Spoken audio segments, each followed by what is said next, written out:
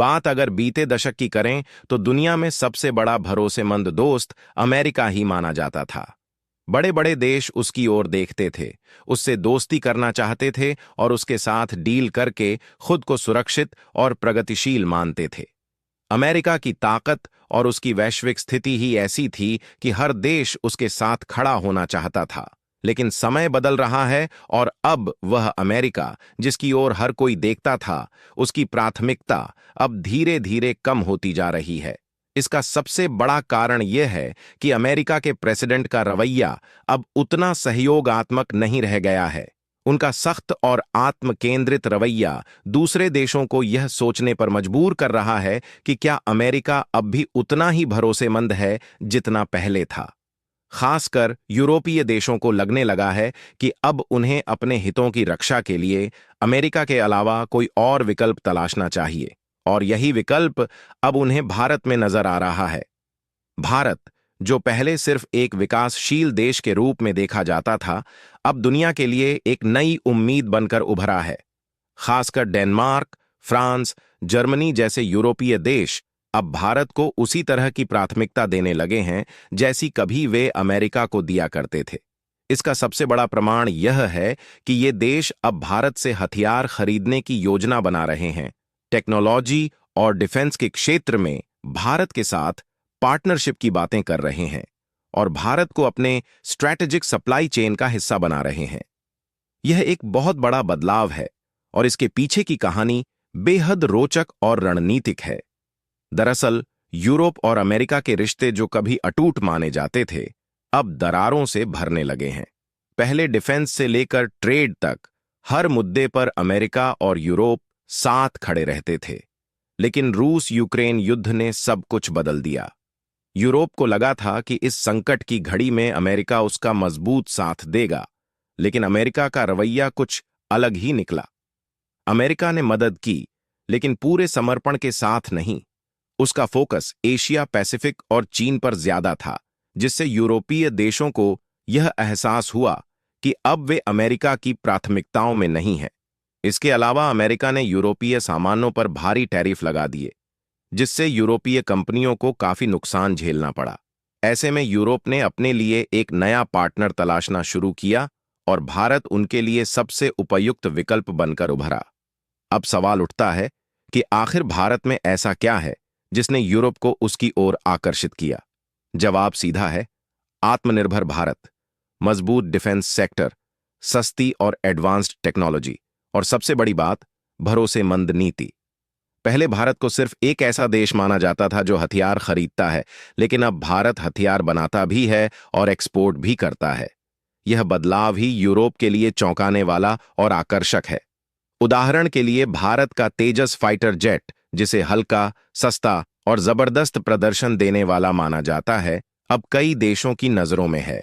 कई देशों ने तेजस को खरीदने में दिलचस्पी दिखाई है, क्योंकि यह न सिर्फ सस्ता है बल्कि इसकी परफॉर्मेंस भी किसी विदेशी विमान से कम नहीं। इसी तरह भारत की ब्रह्मोस मिसाइल, जिसे दुनिया की सबसे तेज सुपरसोनिक क्रूज मिसाइल माना जाता है, पहले ही फिलीपींस जैसे देश खरीद चुके हैं और अब यूरोपीय देशों की नजरें भी उस पर टिकी हैं। इसके अलावा भारत अब लड़ाकू हेलीकॉप्टर, टैंक्स, ड्रोन और अन्य एडवांस्ड हथियार भी बना रहा है, जिन्हें यूरोप की डिफेंस कंपनियां और सरकारें गंभीरता से देख रही हैं। डेनमार्क ने तो हाल ही में भारत के साथ करीब 4,500 करोड़ रुपए की डिफेंस डील साइन की है। वहीं फ्रांस भी भारत के तेजस मार्क 1A में रुचि दिखा रहा है। यह सब इसलिए हो रहा है क्योंकि यूरोप अब चीन के भरोसे नहीं रहना चाहता। चीन ने बेल्ट एंड रोड प्रोजेक्ट के जरिए यूरोपीय देशों को भारी कर्ज में डुबो दिया है। इसके अलावा चीन की नीतियों और विस्तारवादी सोच ने यूरोप को असहज कर दिया है। ऐसे में भारत का उदय यूरोप के लिए एक सधी हुई रणनीति का हिस्सा बनता जा रहा है। भारत की टेक्नोलॉजी, उसकी डेमोक्रेटिक स्ट्रक्चर और उसकी भरोसेमंद डिप्लोमेसी यूरोपीय देशों को आकर्षित कर रही है। यूरोपीय यूनियन अब भारत के साथ फ्री ट्रेड एग्रीमेंट पर बातचीत कर रही है, जिसे अगर अंतिम रूप दिया गया तो भारत और यूरोप के बीच व्यापार तेजी से बढ़ेगा। यह डील अगर फाइनल हो जाती है तो भारत से यूरोप को एक्सपोर्ट तेजी से बढ़ेगा। मेड इन इंडिया उत्पाद यूरोप में सस्ते होंगे, जिससे भारत की कंपनियों का व्यापार बढ़ेगा। साथ ही यूरोप की बड़ी कंपनियां भारत में अपने मैन्युफैक्चरिंग प्लांट लगाएंगी, जिससे भारत में लाखों नई नौकरियां पैदा होंगी। इसके साथ ही भारत को डिफेंस सेक्टर में और अधिक इन्वेस्टमेंट मिलेगा, जिससे आधुनिक हथियार बनाने के नए अवसर खुलेंगे।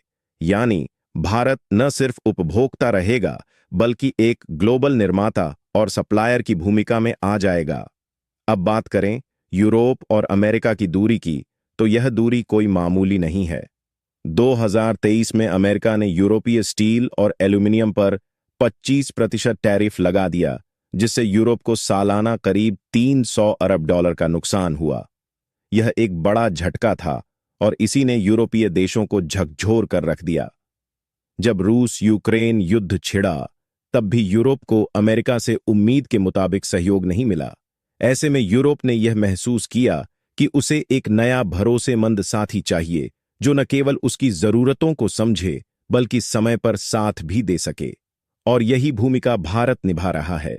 डेनमार्क ने न केवल डिफेंस में, बल्कि ग्रीन एनर्जी और साइबर सिक्योरिटी में भी भारत के साथ साझेदारी की है। आने वाले समय में भारत और यूरोप के बीच ट्रेड डील को अंतिम रूप दिया जा सकता है, जिससे दोनों देशों को बड़ा फायदा होगा। भारत की डिप्लोमेसी का यह असर है कि आज फ्रांस, जर्मनी, स्पेन और अन्य यूरोपीय देश भारत की तरफ तेजी से आकर्षित हो रहे हैं। भारत की AI technology, missile system, drone technology और सॉफ्टवेयर क्षमताएं अब ग्लोबल मार्केट में सम्मान प्राप्त कर रही हैं।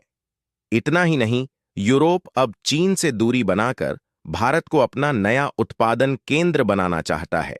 चाइना फोबिया ने यूरोप को मजबूर कर दिया है कि वह भारत जैसे स्थिर और लोकतांत्रिक देश पर भरोसा करे। यूरोप का कुल रक्षा बजट पिछले साल 500 अरब डॉलर के पार चला गया था और अब उसका लगभग 30% हिस्सा भारत से रक्षा उपकरण खरीदने में खर्च किया जाएगा। यह बहुत बड़ी बात है और यह दिखाता है कि भारत अब केवल एक ग्राहक नहीं, बल्कि एक ग्लोबल डिफेंस पार्टनर बन चुका है। एयरबस जैसी कंपनियां अब भारत में निवेश कर रही हैं। हाल ही में एयरबस ने भारत में C-225 मिलिट्री ट्रांसपोर्ट एयरक्राफ्ट बनाने के लिए 2000 करोड़ रुपए का निवेश किया है। इसके साथ ही भारत का डिफेंस एक्सपोर्ट 2023 में 7 अरब डॉलर तक पहुंच गया था, जो कि अब तक का रिकॉर्ड है। यह संकेत देता है कि भारत अब वैश्विक नियम निर्माता बनने की ओर बढ़ चुका है। भारत की सॉफ्ट पावर और हार्ड पावर दोनों ने यूरोप को यह सोचने पर मजबूर कर दिया है कि भारत के साथ खड़े होना ही उनके भविष्य के लिए बेहतर है। अगर भारत और यूरोप के बीच व्यापार 200 बिलियन डॉलर के पार चला जाता है, तो भारत का डिफेंस एक्सपोर्ट भी दुनिया के टॉप 5 देशों में शामिल हो सकता है। यह एक ऐसी स्थिति होगी जो भारत को ग्लोबल सुपर पावर बनने की दिशा में तेजी से आगे बढ़ाएगी।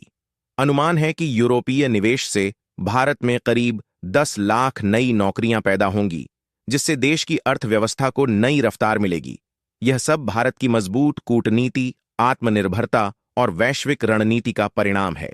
तो सवाल अब यह है कि क्या यूरोप का यह भारत प्रेम भारत को सुपर पावर बना देगा, या अमेरिका एक बार फिर यूरोप को अपने पाले में लाने में सफल हो पाएगा? यह तो समय ही बताएगा। लेकिन एक बात तय है, भारत अब वह देश नहीं रहा जो सिर्फ दूसरों से मदद मांगता था। अब भारत वह देश बन गया है जो मदद भी करता है, तकनीक भी देता है और दुनिया को दिशा भी दिखा रहा है। आज जब यूरोप भारत को अपने स्ट्रैटेजिक फ्रेमवर्क में शामिल कर रहा है, तो यह सिर्फ एक डील नहीं, बल्कि एक बदलाव का संकेत है।